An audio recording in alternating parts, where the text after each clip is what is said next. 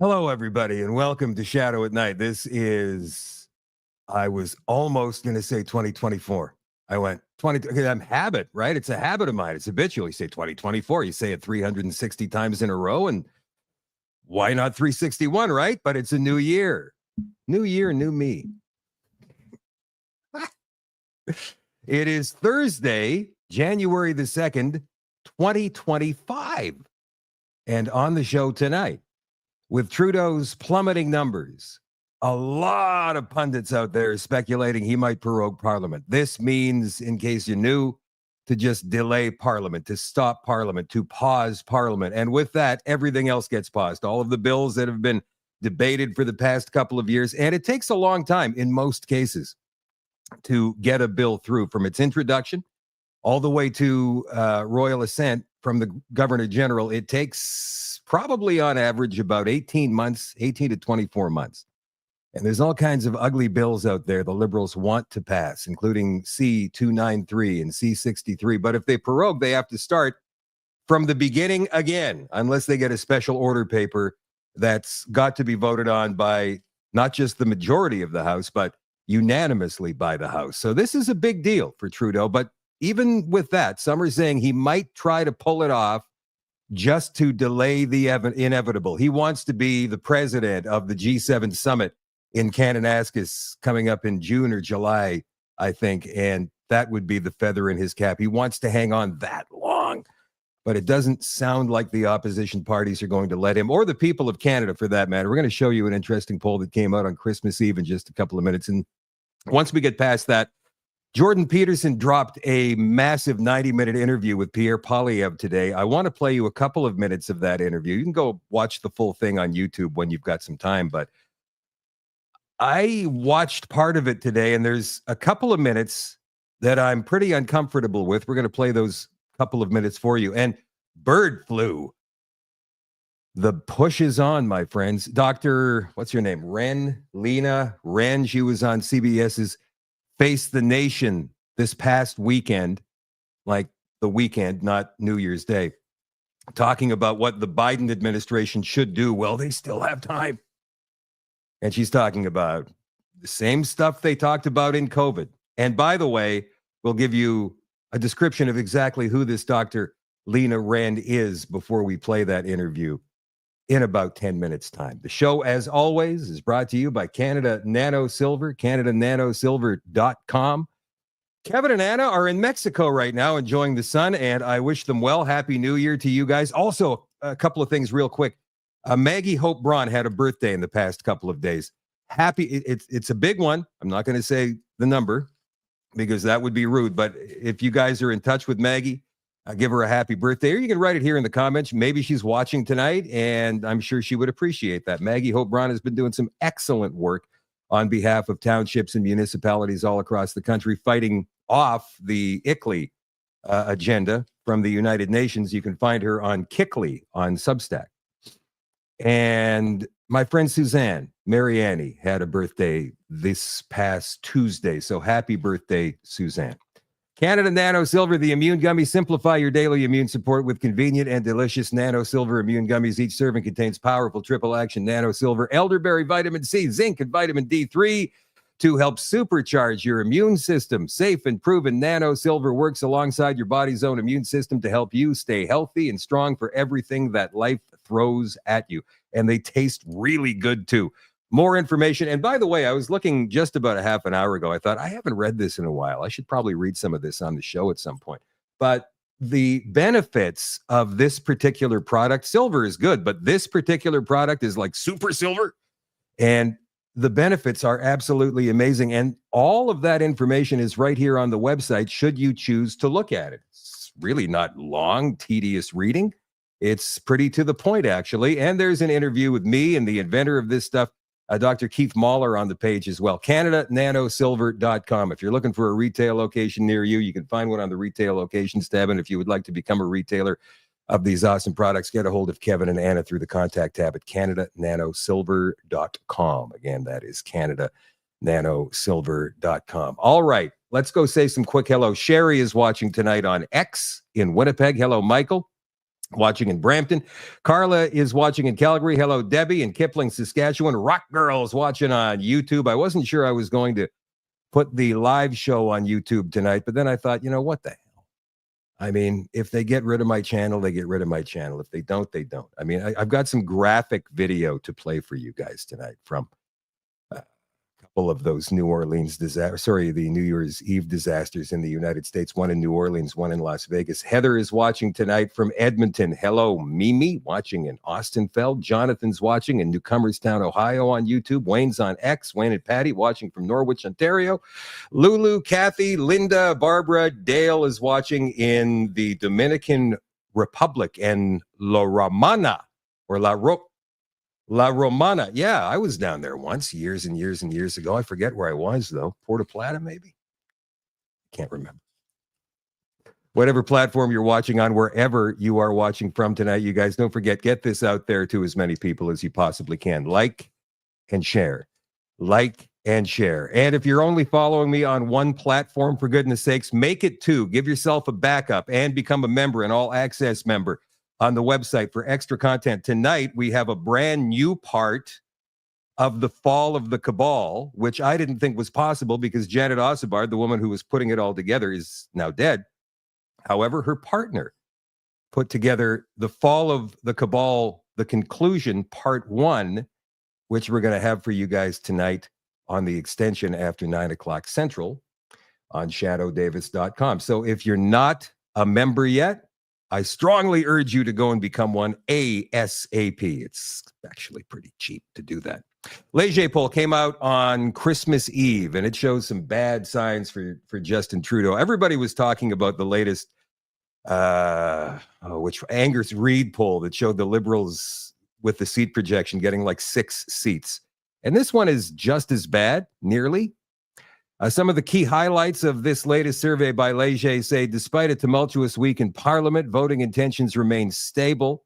So I guess there's no more controversy and scandal that can hurt Justin Trudeau anymore. He's hit his floor, which is probably around 18 or 19%. It's like a stock, but if it goes through the floor, that floor then becomes the ceiling, and they keep bouncing off the ceiling, going even lower and lower and lower.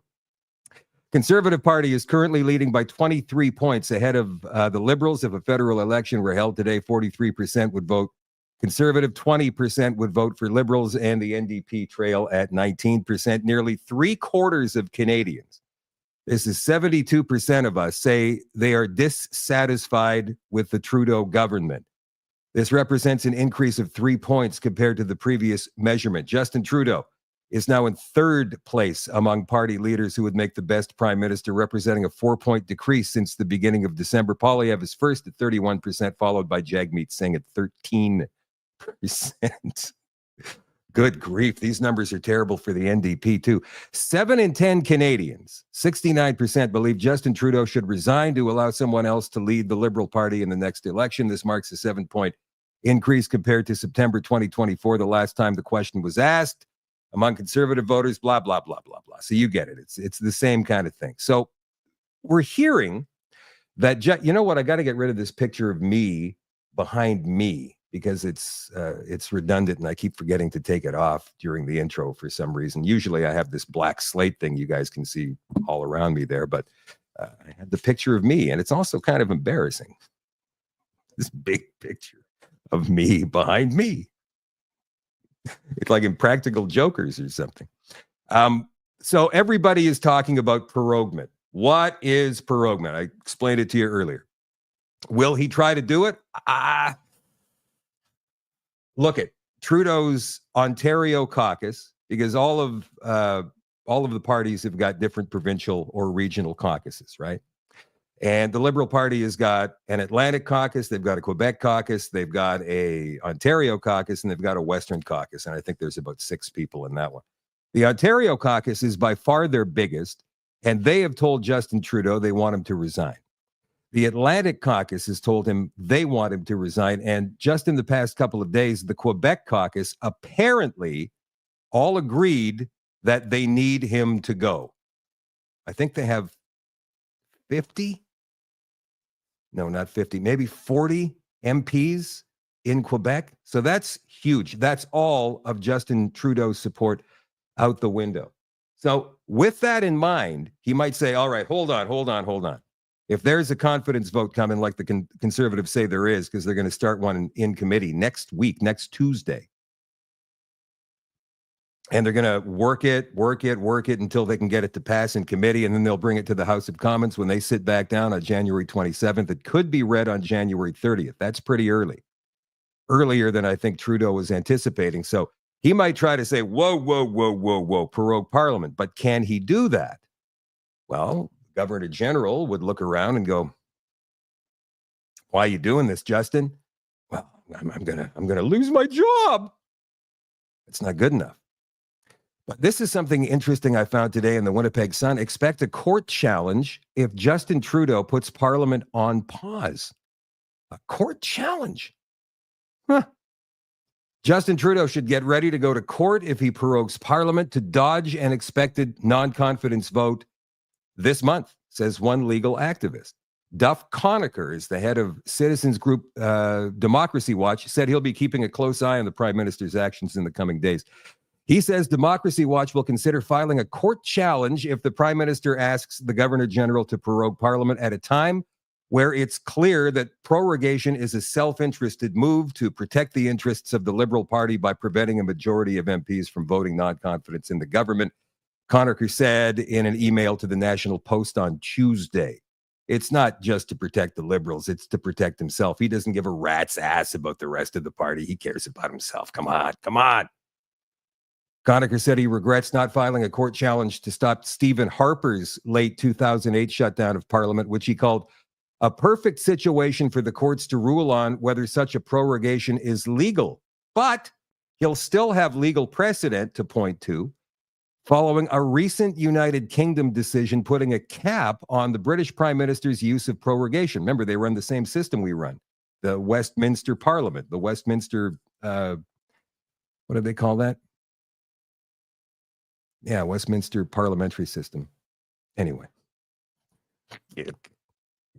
In a landmark fall 2019 ruling, the UK Supreme Court put the brakes on then Prime Minister Boris Johnson's bid to silence parliamentary debate ahead of the October 31st Brexit deadline. The court's unanimous 11-0 decision nullified Johnson's earlier request to the Queen to put a 5-week pause on Parliament at the height of a political crisis over Britain's imminent withdrawal from the EU. The Prime Minister and his fellow MPs went back to work the very next day. Paul Daly, an expert in common law at the University of Ottawa, told the National Post that the case sets a clear legal precedent. Westminster democracies, including Canada. The case made it very clear that Parliament plays an accountability function in Westminster system, said Daly. If Canada's Parliament were prorogued in such a way as to escape accountability and prevent Parliament from playing its constitutional role, then that would be constitutionally problematic. Carleton University professor Philippe Lagasse, who studies executive power in Westminster State, says he agrees. I could see a similar challenge in Canada, Lagasse said in an email. The underlying issue would be comparable. Would a prorogation frustrate an unwritten principle of democracy?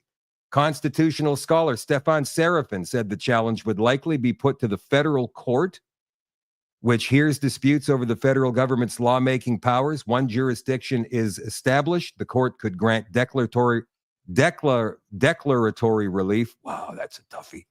On the terms it considers appropriate, said Serafin. An appeal to the Supreme Court is not necessarily going to happen because it needs to grant leave. Political observers say it's possible Trudeau could ask the Governor General to prorogue Parliament in the next few days, with all three opposition party leaders saying they will back a non-confidence motion when Parliament resumes later this month. And Trudeau is also losing fast his support within his own party. So this is bad. This is very bad. I don't think he's going to be able to escape it. Now, we all wonder what a Pierre Poilievre government might look like. Some are worried that he's a World Economic Forum asset.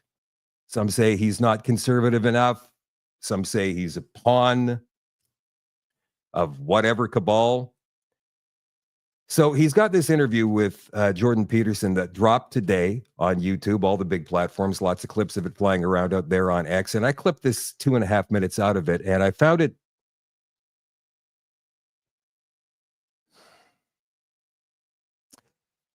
incomplete. Let's have a look. Okay, so one of the things that's been very distressing to observe, I would say, and I'm going to use the UK as an example. I mean, the UK had 14 straight years of conservative government. Yeah. And, you know, as far as I'm concerned, thank God for that, because it could have been Labour. But having said that, they fell 100% prey to the blandishments of the net zero types and brought forward really a catastrophic energy policy. And the UK is suffering dreadfully for that. And their immigration policy, I mean, Keir Starmer apologized for it, which was something remarkable to behold, and so did Kemi Badenoch, who now runs the Conservatives in the UK. Now, the reason I'm bringing them up as an example is because, well, they were a Conservative government, and they certainly didn't govern by anything approximating Conservative principles. And so how do you feel about the probability that if the Conservatives in Canada take power, that they'll be enticed into this global utopian delusion that seems to have enveloped so many leaders, kind of regardless of their political stripe? What do you think, if anything, can inoculate you or has inoculated you against that? I know better. Well, elaborate. What do you mean? I'm not going to do that. And it will be hard, because the temptation will be, this is the mistake that conservative parties around the world have made countless times. They think, well, anybody who's got a conservative mindset is already voting for me, so I can go off and chase the ideas of my political opponents, and then everyone will love me, because I'll have the conservatives due to the fact that I have the name conservative, and then I'll have all these other people because I've embraced their contrary direction. And in the short term, it works, because you manage to have all of these people under, and all of the different political ideologies captured in one tent. But the problem happens when the policies are a disaster. And then people wake up and go, oh my God, my taxes are now up. The inflation is out of control. The deficit is spiraling. There's crime on the streets. So does the temptation exist to try and take on the political policies of the socialists in the short term? Sure, but it's one that I will fiercely resist, because I know that by the fourth year of my mandate, people would be enraged because their lives would be even worse. So it will be tough, though. Like, it's going to be a trade-off. What do you mean it's going to be tough? How is it going to be tough, Pierre? Exactly. Can you please explain how it's going to be tough? Are these pressures going to be so immense that you'll have no choice but to do what they say? Financial pressures? What kinds of threats could they make?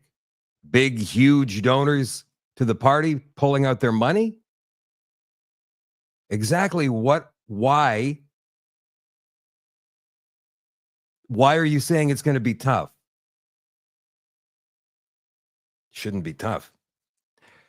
I believe that all of us have stuck to our principles once we woke up, whether that was last month, last year, 5 years ago, 20 years ago, whatever.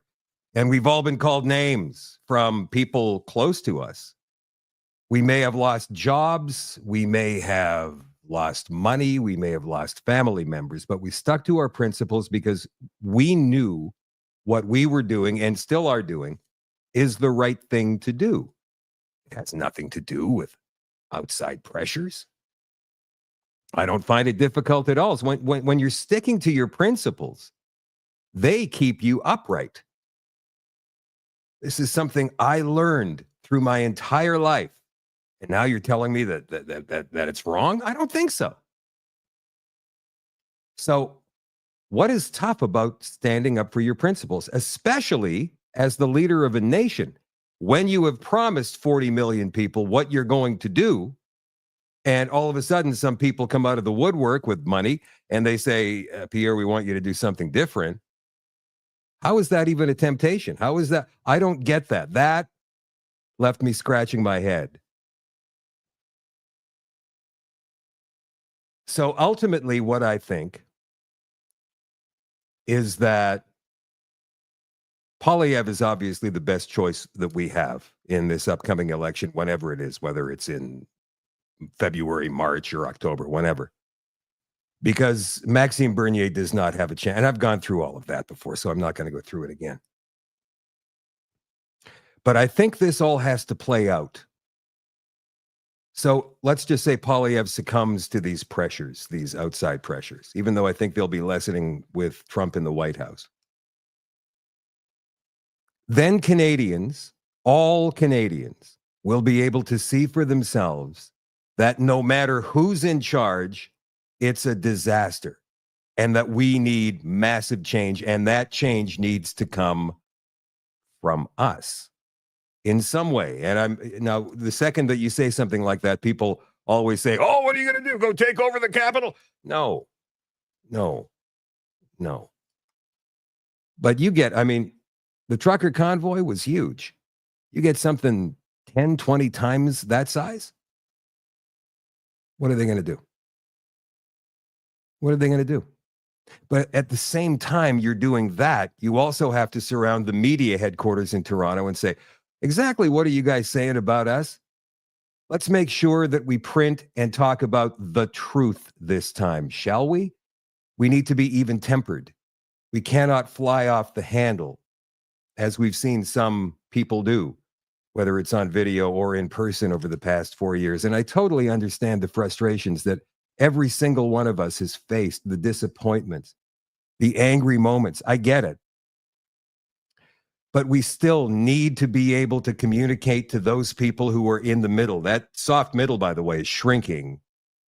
More and more people are starting to understand what has happened over the last few years and what could happen again, like the bird flu, for example. Here is video of Joe Biden and Justin Trudeau from about 3 years ago. Listen to them threaten us.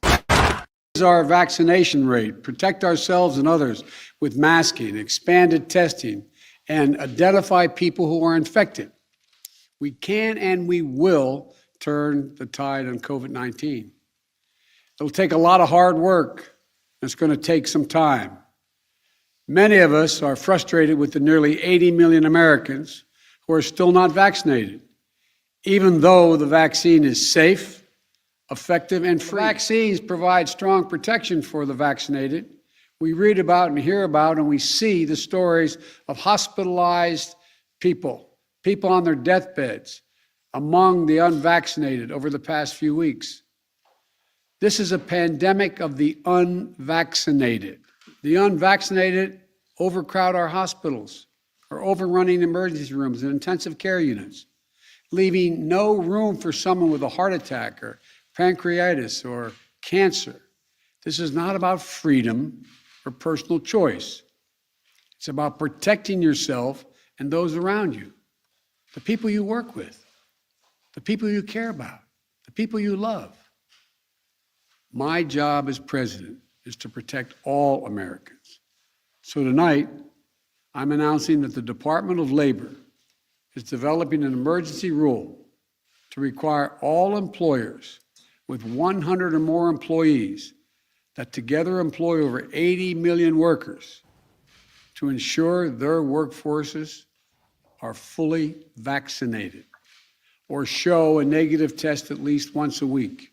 If you joined the protests because you're tired of COVID, you now need to understand that you are breaking laws.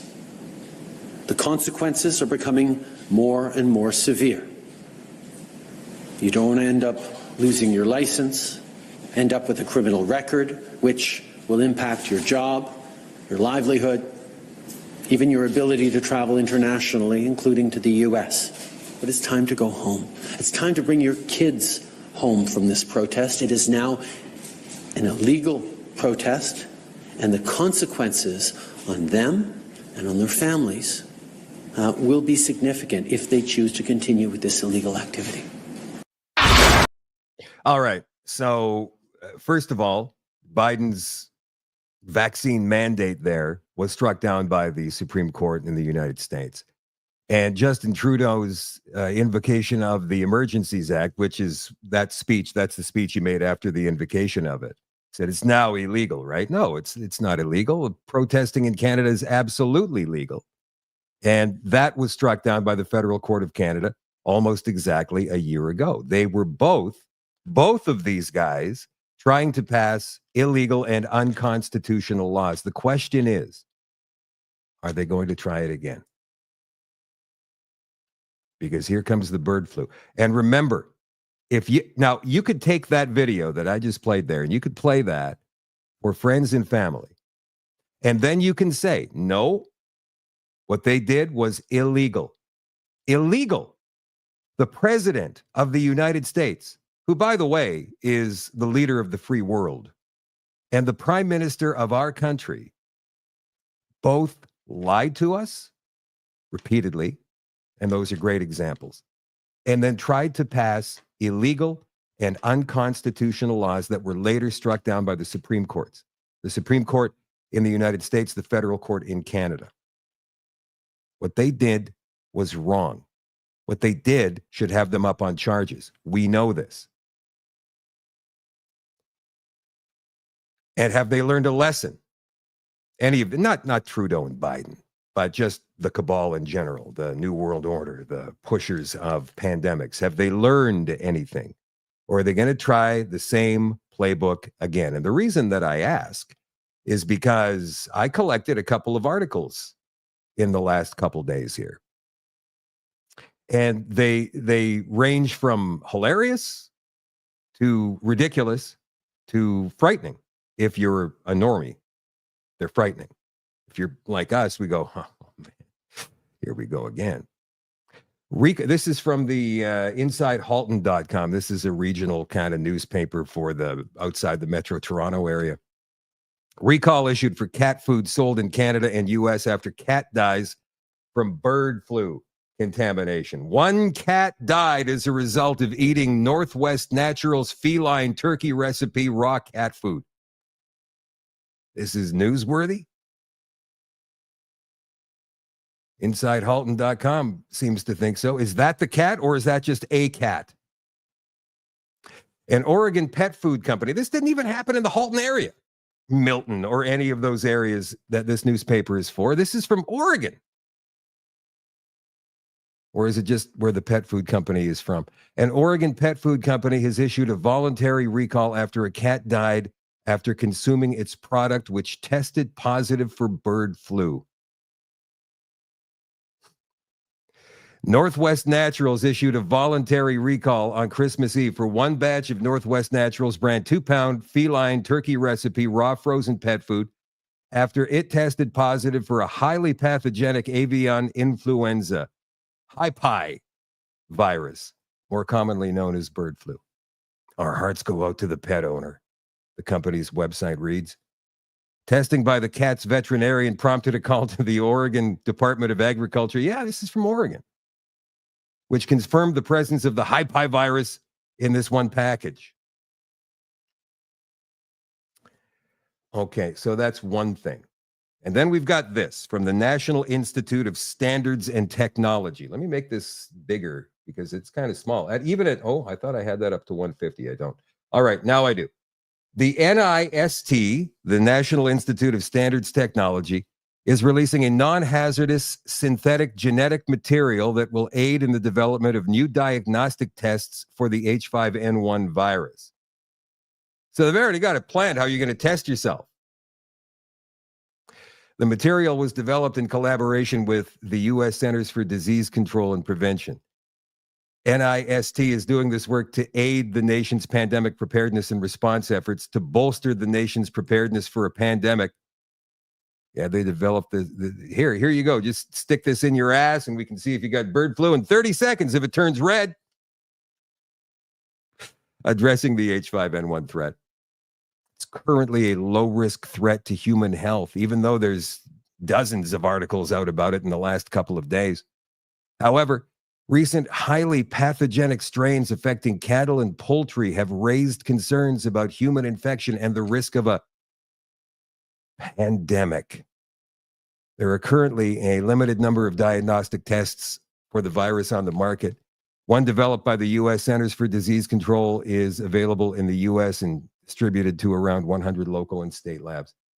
What else have we got here? Oh, here's another one.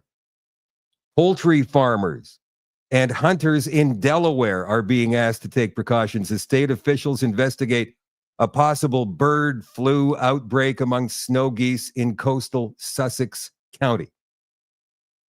The Delaware Department of Natural Resources says about 40 to 50 snow geese, including many at the Prime Hook Wildlife Refuge in Milton, have tested presumptive positive. And we don't know, but we're assuming it's bird flu for H5N1.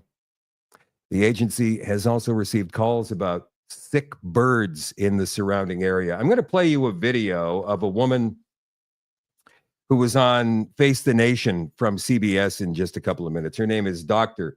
Lena Wen. She is a practicing physician. There she is there. Healthcare executive and op-ed columnist for the Washington Post. Yeah.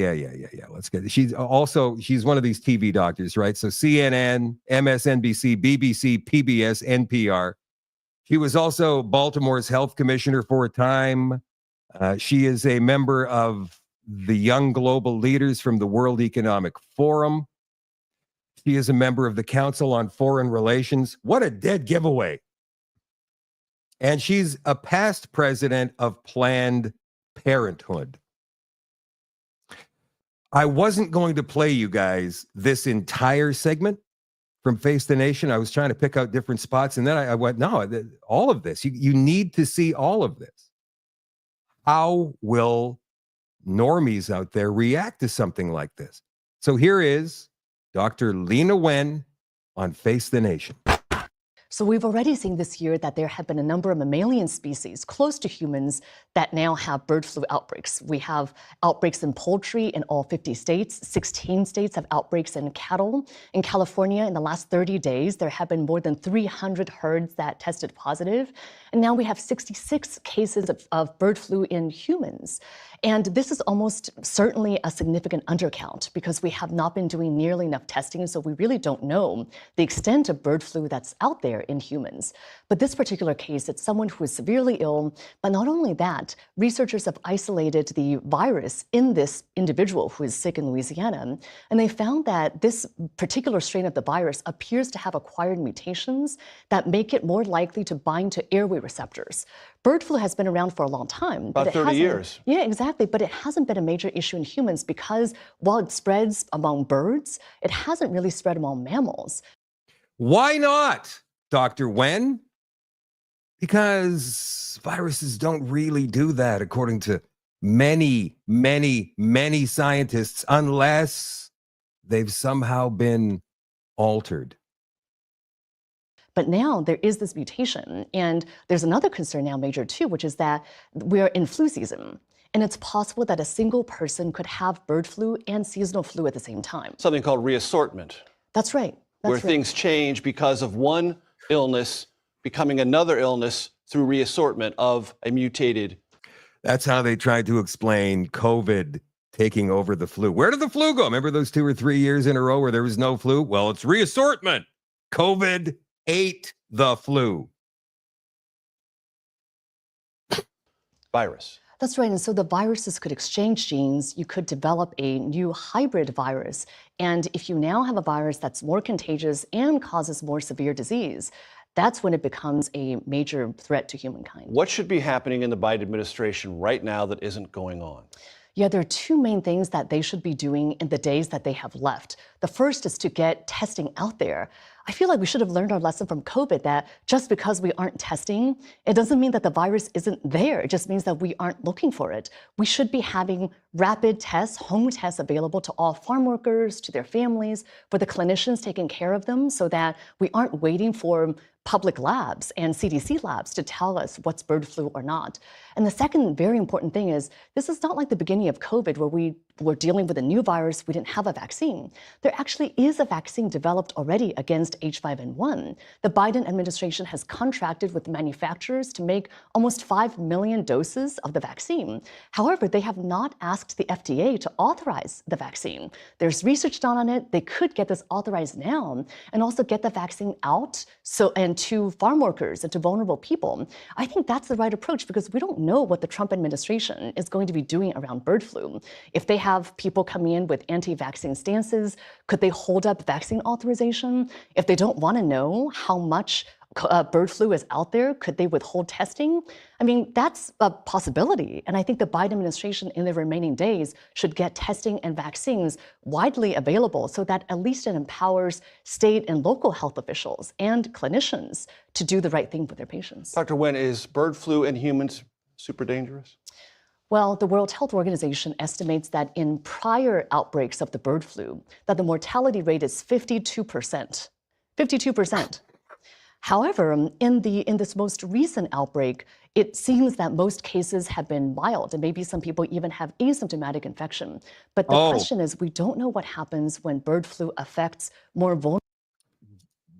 Does it sound familiar to you yet? Asymptomatic? The flu? If you've got the flu, you're going to know it. This woman is a puppet of the cabal. I pointed out her credentials before, and if you're just getting here now, this is Dr. Lee Wen on Face the Nation with 3 million viewers this past weekend, this past Sunday morning.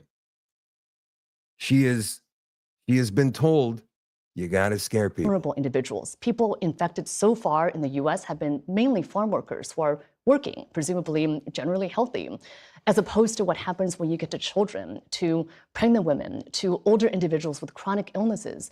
We don't know how deadly, how dangerous bird flu is going to be for those individuals. And again, that's one more reason why we don't want it to spread and acquire more mutations. 30 seconds. Norovirus is what you call it. Stomach bug is what I would call it. Numbers are surging. It's the holidays. What should people do to protect themselves? Wash your hands really well, especially if you're going to buffets. Wash your hands if you're touching commonly touched surfaces before you touch your mouth, before you touch your nose. Norovirus is the most common foodborne illness here in the U.S. It's very hard to avoid once it's in your family. And also don't prepare food if you're having vomiting, diarrhea, stomach cramps, because you don't want to spread it to other people.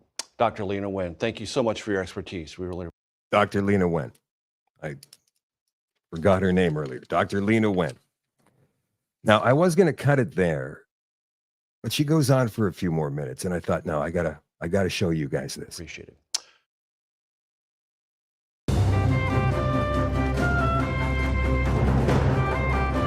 Welcome back to Face the Nation. We return to our conversation with Dr. Lena Wen. Doctor, you talked about vaccines and testing in the context of bird flu and preparations. Therefore, vaccines and testings were part of the COVID conversation and the Trump administration when it was in charge. What level of concern do you have about some of the people appointed by President-elect Trump to incoming public health positions regarding issues of vaccine, testing, public health efficacy? I think that there are some people coming into this administration who are very competent. For example, Dr. Marty Makary, a Johns Hopkins surgeon. We have worked together for the last 10 plus years on issues like hospital medical error. He's an independent thinker who really listens to science and is willing to change his mind when there is new evidence that emerges. But I have a lot of concern, and I've spoken to my colleagues in medicine and public health, and I think all of us share this concern, in particular about Robert F. Kennedy, the nominee to be the head of Health and Human Services. Kennedy has espoused many views in the past that are anti-vaccine. In fact, he's been one of the leading anti-vaccine advocates in the country, if not in the world, over the last couple of decades. He's also someone who has made his career from being an activist and not a scientist. And what I mean is that if you're a scientist, even if you have deeply held convictions, you should be willing to change your mind if there are new facts that are presented. It's a fact that childhood vaccines are safe and they are life-saving. A CDC analysis just now found that the childhood vaccinations have saved over 1.1 million children's lives over the last 20 years. According to a Lancet study, childhood vaccines saved 154 million lives globally over the last 50 years. I mean, these are facts. And it's very concerning to have someone who doesn't believe in the... I'm sorry, I have to stop it there for just 1 second. How do you prove that a life has been saved? We're not talking about pulling somebody out of a burning building here. We're not talking about somebody pushing another person out of the way of a moving vehicle. We're not talking about that. We're talking about somebody gets a shot and now their life is saved. Did we know for a fact they were going to die in the first place? Nope. How do we know? Well, the models say. Oh, the models. You mean like Dr. David Fisman's models? Models like that? She said just now, this woman, that this virus, 52% lethal. Remember when they were talking about COVID at the very beginning, they were talking about 3, maybe 4% of people would die with COVID. And it turned out to be what? 0.001, with most deaths occurring with 2 or 3 comorbidities and over the age of 80, which is the natural life expectancy. She's saying 52%.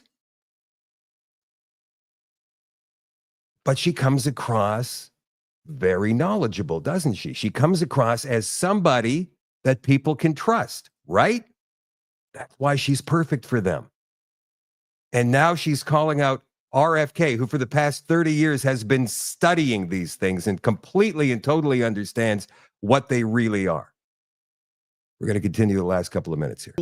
In how science works, in basic scientific principles, to be in charge of our nation's preeminent scientific and medical agencies. With that perspective, do you believe it's more imperative than you described earlier for the Biden administration to move forward on bird flu vaccinations and testing?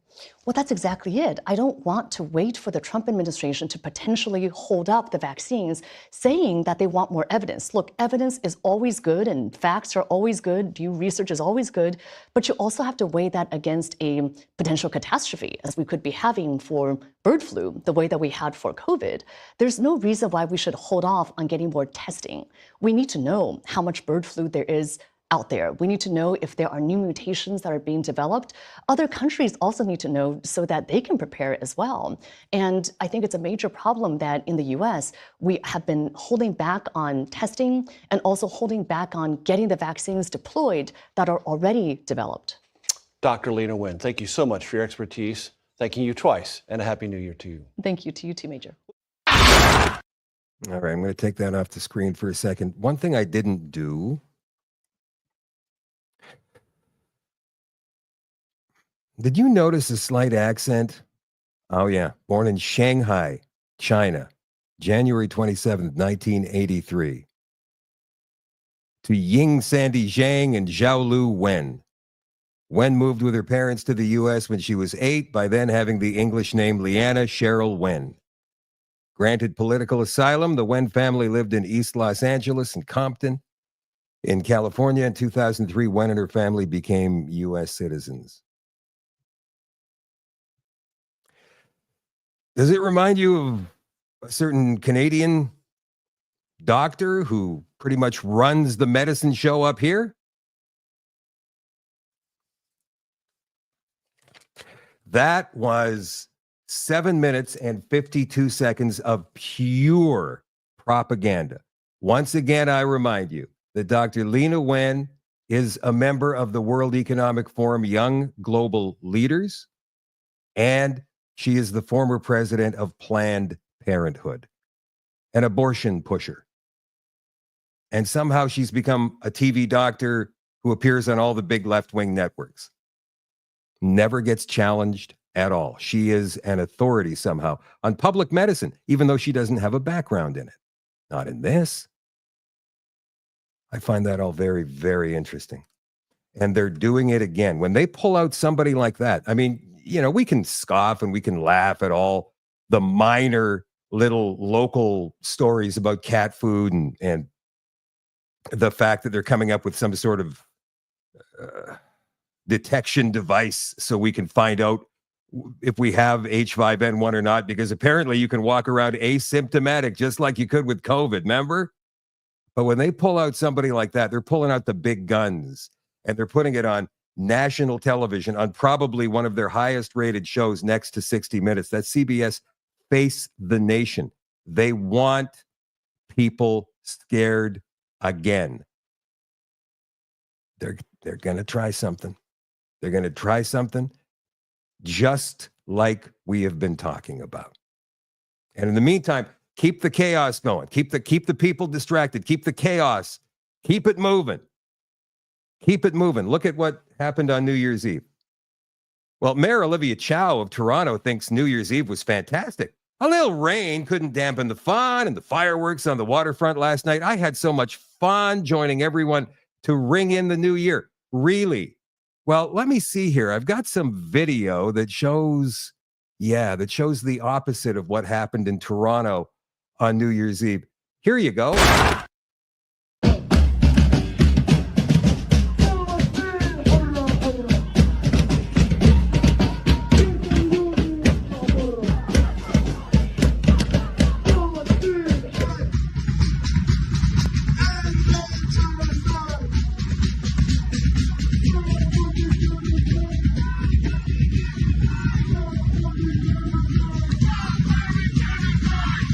So once again, we are not here to disturb. We are not here to cause a nuisance. We are here to protest against the genocide of our brothers and sisters through our own tax dollars. So many ask, why do you still protest? New Year's Eve, give it a break! How would you feel? New Year's Eve, it's celebrate! Are killing your friends and family. New Year's Eve! Stop the genocide!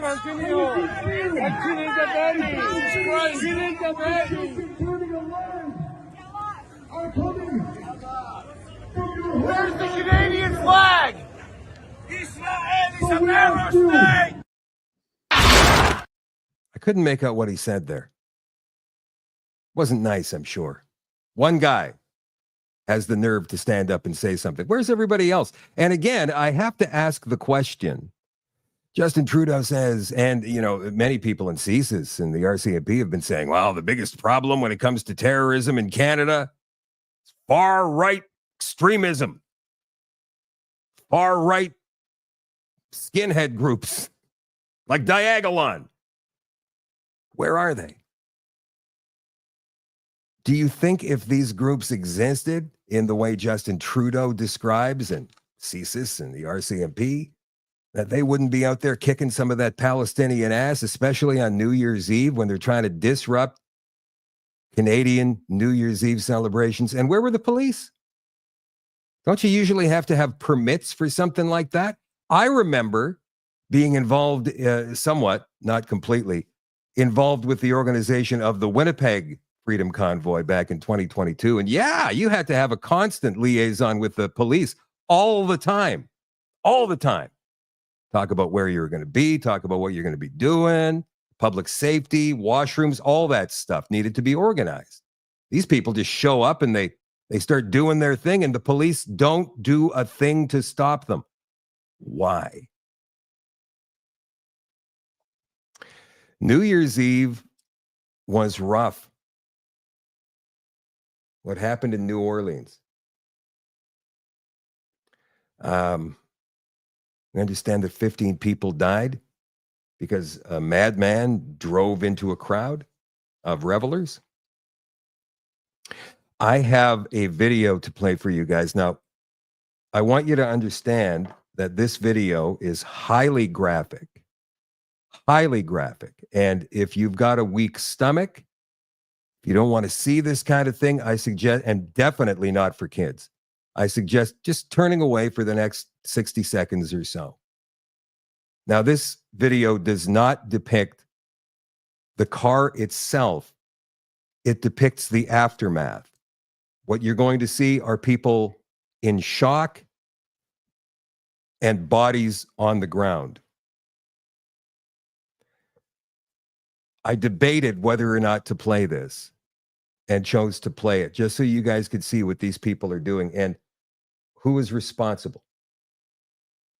So here we go.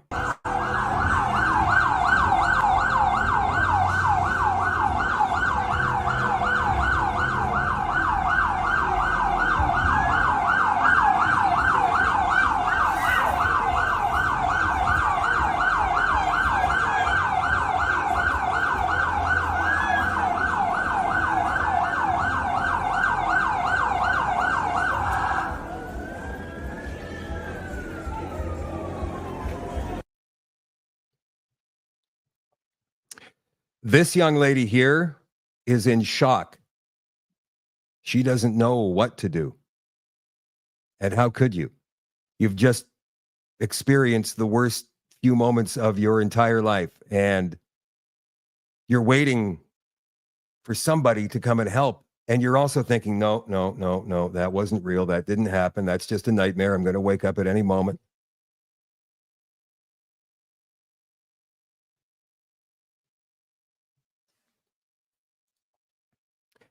Shamsud Din Jabbar, 42 years old, was an American citizen born in Texas who served in the U.S. Army for many years and posted a message on social media that he was inspired by ISIS.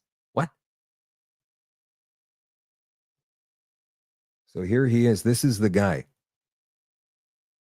Shamsud Din Jabbar, an American citizen, served in the U.S. Army for many years, drove a pickup truck into a crowd on Bourbon Street, killing 15 people and injuring dozens. Posted a video on social media claiming he was inspired by ISIS. Fatally shot by police, FBI investigating as an act of terrorism.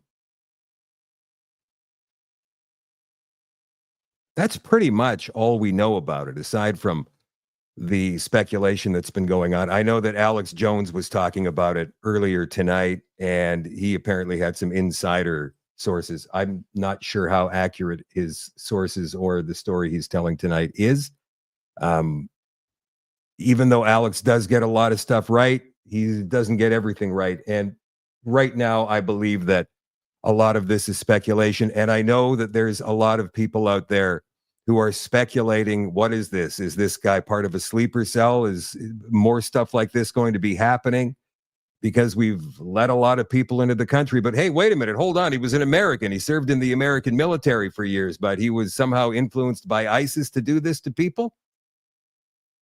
We don't know anything about anything at this stage of the game. What we do know is that Canada, in the last couple of years, has let in, allegedly, over 330 known terrorists from different countries across the world. Expect probably 10 times that amount or more in the United States.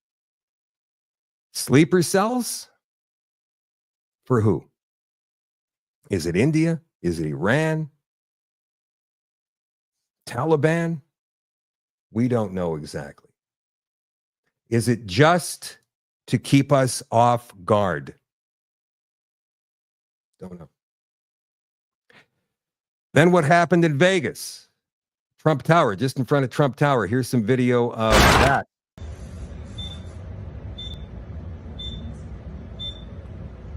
Copy. Let's talk about Las Vegas, because this has been a sort of interesting development. You know, the images of the Cybertruck parked outside the Las Vegas Trump property went viral. You know, sort of, I think people thought it was an accident and then no one was hurt. And so there was a sort of bizarre symbolism, and then it was a Cybertruck, it was out Trump. As it's developed, it seems that this is being taken far more seriously. What have we learned about Believe it or not, this is MSNBC too. What authorities know and how they're investigating this. Right, Chris. So according to the reporting of myself, my colleagues Andrew Blankstein and Kelly O'Donnell, right now, 3 senior U.S. law enforcement officials say that this explosion of a Tesla Cybertruck, kind of in the portico there where you saw that smoke rising from in front of Trump's property in Las Vegas, is being investigated, at least initially, as a potential act of terrorism, and that it was, quote, intentional. And there was a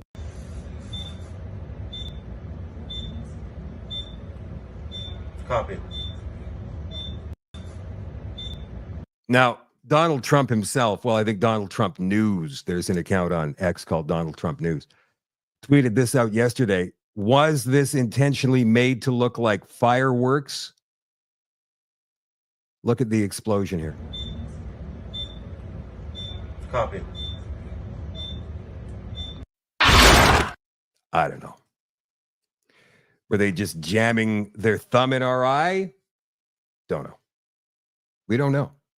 Now, at this time, after something like this happens, the media is all crazy to get a story, right? So they go to their sources and they don't know if their sources are actual sources. Well, they work for the government. They must be sources. Or if they're paid by the alphabet agencies. We don't know. And the alphabet agencies are going to be feeding them nonsense, just like they did in the JFK assassination, right? They're going to be getting nonsense. And what they're going to be doing is working towards a narrative in the next 24 hours. This news cycle is going to move fast. And they're already trying to come up with a narrative, just like they're trying to come up with a narrative, that's happening or that happened in New Orleans as well. They've got their paid Marxist bots all over X doing their thing. They have got the left-wing corporate media doing their thing. They've got their informants doing their thing. So it's up to us to try and find out what the heck happened from sources of our own. As Elon is fond of saying, we are the media now. So this is a story that comes from News Nation, just to give you guys an idea here. Police identify Livelsberger as driver in Vegas Cybertruck explosion, 1 dead, 7 injured in Cybertruck fire and explosion at Las Vegas Trump Hotel. Suspect ID'd is Matthew Livelsberger, an Army soldier from Colorado. FBI investigating if the explosion was terrorism. Wow. He died of the perpetrator died of a self-inflicted gunshot wound immediately prior to the explosion, according to Las Vegas police and the Clark County coroner. Police did not find any devices that would have been used to ignite the explosion in the truck and are unsure at this time how it ignited, authorities said. I believe the narrative that the left-wing corporate media was trying to get out there yesterday was that this was accidental. The truck just kind of blew up. But wait, hold on. They found explosives in there. So no, this was intentional. Even MSNBC had to admit that because it's all over social media. You see, this is the beautiful thing, at least in the States, and hopefully this happens in Canada as well very, very soon. Like I always say, what happens down there happens up here 6 to 9 months later. So let's keep our fingers crossed. Is the news media, the left-wing corporate media, will try to come up with their own narrative very quickly. But right now, the way it is on social media, mostly on X, let's be honest, and on Rumble, is that we're not letting them do that. We are not letting them come up with the narrative of any incident that happens at all. And that's got them worried. And that goes for the bird flu as well. So they can try very, very, very, very hard to push a narrative. But now that we've all been through the ringer for the past 4 years, now that we know what their game is, this is all pattern recognition, guys. This is what it is. We see it coming. It's coming right down Main Street. We see it. And if we don't speak out, they're going to be able to do it again. Everything. Right? So we got to say, oh man, this is just a bunch of crap. Look at exactly what they're doing before, what they did before. They're trying to do it again with another shot. We've already got it made this time. What? I'm sorry?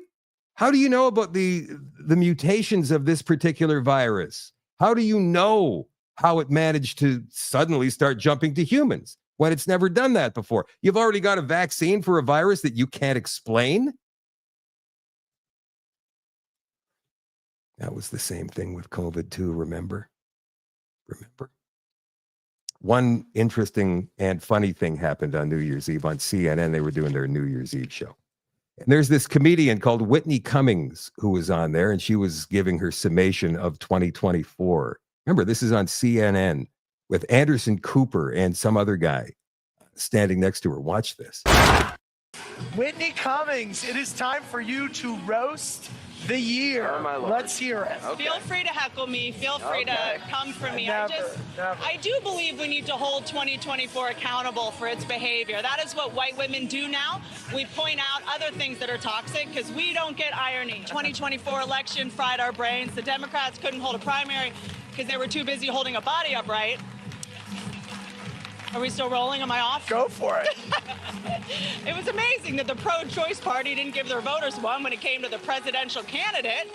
Kamala was forced on us so hard you'd think she was patented by Pfizer or Moderna, whichever one's. Oh God, Andy just gave me a very scary look. No! Let me be clear though. 2024 was not only negative. The media wants us to believe this country is so divided, but we actually came together a lot this year. Like as a nation, we unanimously agreed that we would rather see J-Lo in a toxic relationship than in concert.